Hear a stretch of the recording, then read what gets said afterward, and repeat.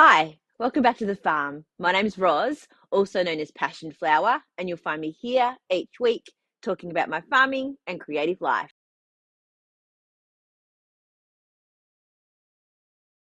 I'm very much in holiday mode this week, and I was able to snap into it really quickly, which was nice. So I've been spending my mornings sitting with the cats, enjoying a slow cup of coffee, and then honestly, I've done a lot less than I thought in my head that I was going to get done, which is completely fine. As you can see, it's much cooler this week. I've got a jumper and a scarf on. It's okay when the wind is not blowing, but it's a cold wind. So this is just nice to just get that little bit of insulation around the neck. I'll talk about this later in creative life. So it's been a busy week here on the farm. We have had two new ponies come here to be adjusted. We had a work colleague and his son come and camp for a night. So I drove them over into the bush in the Hilux so that they could find a nice spot to camp out. Mum and I spent a day gardening out here in the shed garden. We did a lot of weeding. It didn't end up looking like it had impacted all that much space, but we had a huge barrow load of weeds that came out. We also planted some new lavenders and some wormwood plant and a few other things to try and fill up some of the gaps where those weeds had been growing. But we did figure out the demarcation line of where the sheep can reach their heads out to, or particularly where Hurley can reach his head out to. So we've kind of got a line where we've planted things knowing that nothing had been growing up until that point. So hopefully some of those start to take off now and create a bit of a sort of like a hedge area and spread out a little bit and make it so that some of those weeds don't come back quite as thick. Speaking of the sheep, today is Hurley's 4th birthday. I can't believe that I've had him for that long, which means I've had all of the sheep for about that long because I got the other two in October. So yeah, he's a big boy now. And to think that I fed him from a bottle when he was a week old is just so incredible.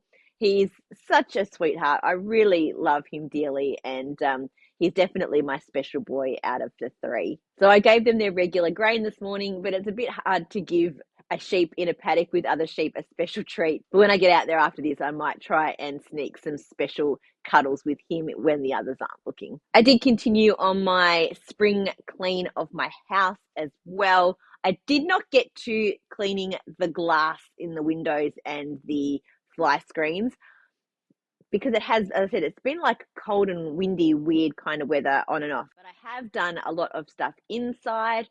I actually completely rearranged my furniture. It's only like a little 2-bedroom studio kind of unit. And for quite a while, I actually had my bed in the lounge room with a couch sort of as a partition to sort of create a separate area for the bed. And the bedroom ended up kind of just being used for storage. And I felt like it was becoming quite wasted space. And I was literally going from the couch here to the bed here. And I felt like I wasn't like, going to bed, like this is sort of that whole process. So I tried to reconfigure the bedroom to make a better use of the space and easier to get in and out. It is a very small space. And originally the bed had been against a wall, but I have now put it against the window. It's sort of like a bit of a bay window, so it can actually sit back quite a way. And I know, feng shui and all of that kind of thing, having your bed head up against the window is not ideal, but it actually has created this little spot at the behind where the cats can sit and look out the window and hide, which is kind of cool. And then they can sit up on the top of the bed head as well. So I've been able to fit just the bed in there really nicely. I've redone all of my wardrobe space. I went through all of my shawls and found some ones that were stuck at the back of the cupboard. And reconfigured the lounge room. So that's sort of the spring cleaning that I've been doing. So I'm sort of thinking about some more ways to decorate and change things up a little bit. I do still need to do those actual cleaning jobs, but they're not as fun as moving furniture. I do probably need to go through and tidy up my yarn stash. When I had to move the cabinet that has my yarn in it, so I kind of had to pull some of it out so that it wasn't quite so heavy, and I've just kind of shoved everything back in at the moment. So it's a little bit messy, and it's now in my lounge room area that you can kind of see as you walk in through the front door. So I need to make sure that it looks really beautiful. But that's not a this week job. It'll be in the future when I can be bothered, or when it starts to really get to me.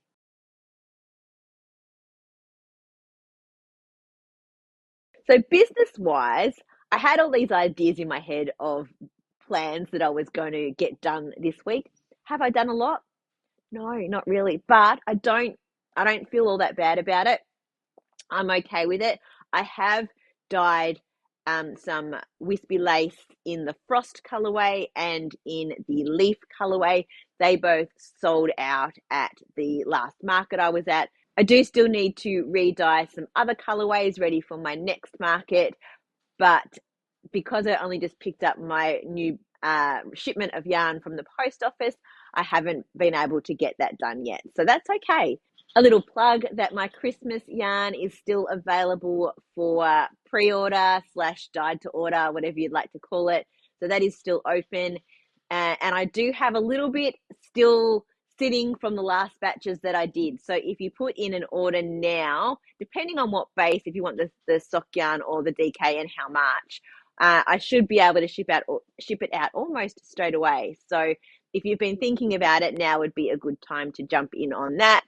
And I will be dyeing up a little bit more of that to have at the Christmas market in December for the All About Fibre and Yarn market. Big news today is that there is a new yarn market happening next year. It is the Geelong and Ballerine Yarn Show. Gabby's, I think it's going to be pronounced. I haven't heard it said out loud, so I don't know. It is looking like it'll be a really great regional event, really big. So check out their website. I'll put the details below. They also have an Instagram page. I'm looking to apply as a vendor. I think there are also some opportunities to help volunteer, that kind of thing. So check out how you might be able to become involved. And definitely put the date in your diary. One of the things I had thought that I would get around to this week was making some additional videos that I can put out when I'm a little bit busier once the year 12 exams start, because I'll be working much longer days. But I didn't quite get around to it. I've been brainstorming some ideas though, so I at least have done a little bit of work on that. So I've been thinking about doing some tips and tricks videos, a few kind of hot take kind of things. I know that a lot of people like to watch those. So if you've got any suggestions about things that you would like to see from me, either some questions that you've had about anything to do with my dyeing process or the farm or any of my knitting or life in general, I don't know. I'm, not going to get super personal, but if there's anything that you want to find out. So I might do a Q&A, which I normally do in November for Passion Flower birthday. So if you've got questions, definitely leave those and I can do a Q&A video. But also if there's any topic that you want me to dive a little bit deeper into that I've sort of touched on in any of these other videos, then I'd be really interested to hear, so that I can prepare something like that in addition to these regular kind of weekly updates.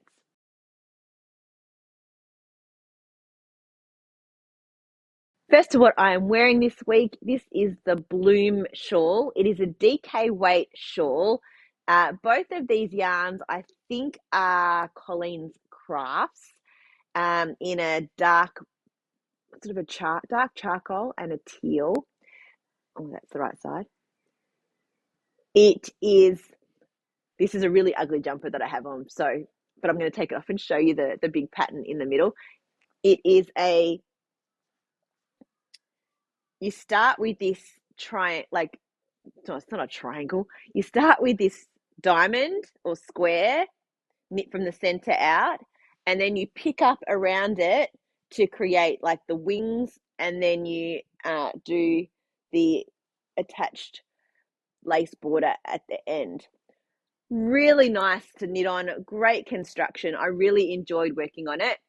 And I now use this square pattern to knit up my little sample squares. So if you've been to a market, you would have seen that I have lots of these squares sitting around on my stall that are all the different colors that I've dyed up and that are available on that day. I haven't done that many of them lately, but I haven't done a whole lot of new colorways lately. But I do need to work on some more. The problem is that then I have to take a whole skein to do that for myself. So then I end up with lots of my own scrap yarn that I have to figure out what other projects to make. Um, so that's the pattern that I used for those.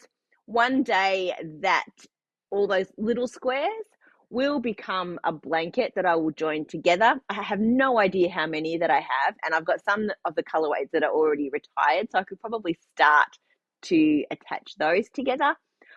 But I might change the order of the colors that I want to do. So maybe I just leave it until I'm in my retirement, and then I can create this amazing blanket with all of my own hand-dyed yarn. So, or maybe I do it soon and just have that as like an ongoing project on my stall. That's actually not a bad idea either. I'll think about that. So yeah, so this is the bloom shawl. I'm gonna put it back on.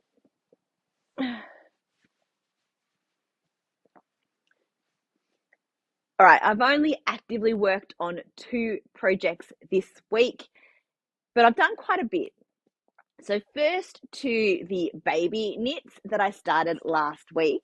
I have done quite a lot, but not quite finished yet. So I've got one sleeve, and I think there's another sleeve in here. No, this is the back. It's curling so much because it is stockinette, and it's quite actually quite on a tight gauge. I've done it to gauge and to the yarn gauge. It needs to be quite thick so that it is nice and snug. So that's the back. I've got a second sleeve, and I've got the front.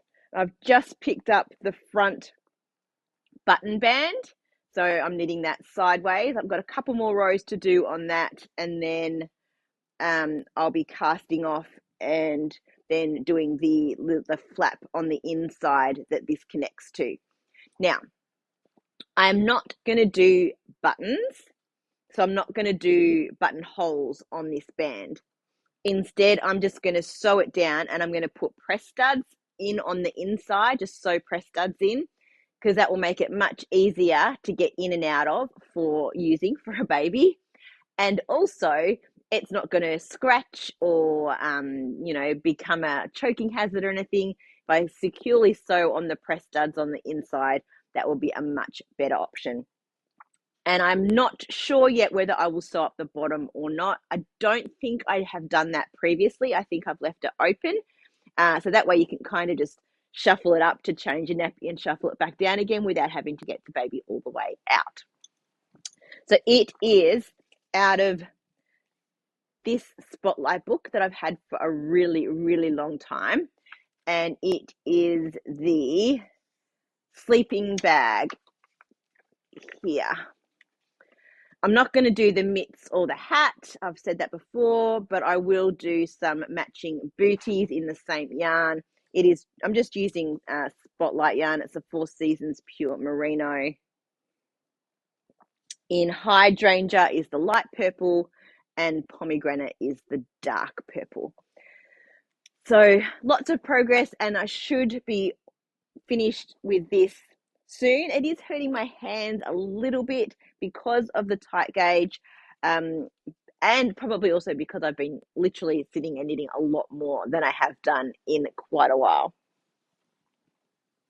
The other thing that I've been working on is the winter song in the Pirate Pearls Sky Sail, which is a merino Belgian linen blend in the My Lover's Eyes colorway. Ooh. Actually, it looks similar to that, but this is much more green in person. It's interesting that they're coming out almost looking the same color. Really not. So I have done quite a lot on the body. Last time I showed you, I said that I needed to try it on to see how the width was. So I did try it on and I decided that I would put in some waist shaping, which is not called for in the pattern. But having said that, originally I had cast on the size that I thought that I would need, tried it on, and it was way, way too big. So I went down to cast on for the smallest size, then realizing that you were supposed to decrease rapidly after the lace at the bottom, cables at the bottom. I keep saying lace, it's cables. And then knit straight. So what I've done instead is I cast on for the smallest size, did the cables, then decreased down to the closest number from the cast on, which was still bigger than the size that I had originally intended to cast on. Is this making any sense? And now what I've done is worked out, you can see here, you can probably see, you can see my decreases through there. So there's a purl ridge on either side.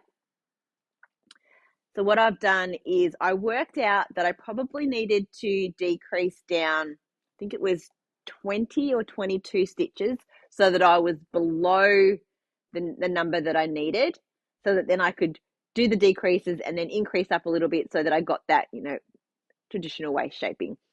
So I worked out that I needed to decrease over about 9 centimeters. So I worked out my gauge, and then I worked out that if I decreased 4 stitches, so 1 stitch either side of each purl ridge, if I decreased 4 stitches every 6 rounds, that would be about the 9 centimeters. Now, I am by no means a math genius, not by a long shot. Ask anyone in my family, as soon as any math problem or numbers come up, I just literally freeze. I have no idea. But I can knitting maths. I don't know how that works. I can work out ratios and proportions, and I can work out how to do a series of decreases over a period of rounds to get where I needed to be. So I have now done those decreases.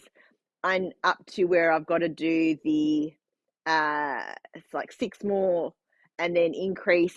I think I'm going to increase on 2 rounds to get back up to the number for the, I think it's the 3rd size that I am now going to be making.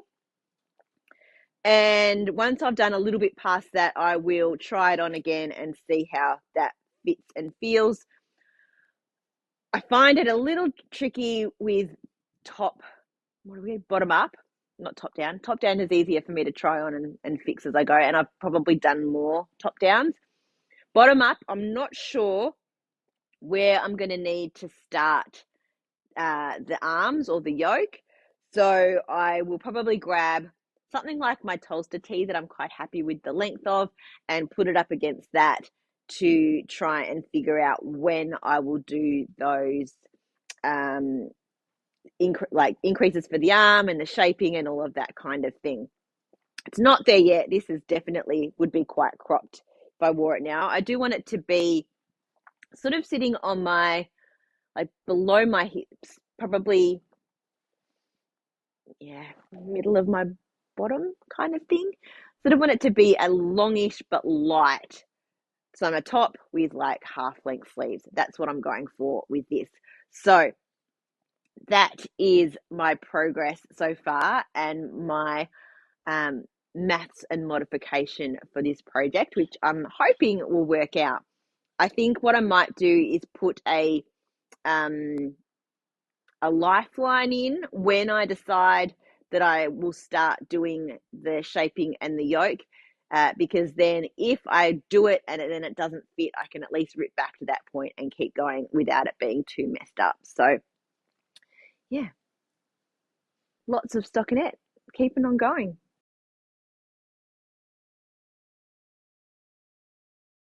Well, that's it for another week. Thanks for spending some time with me. If you're enjoying these videos, please give me a thumbs up and subscribe to my channel. I look forward to seeing you next week on the farm. Bye.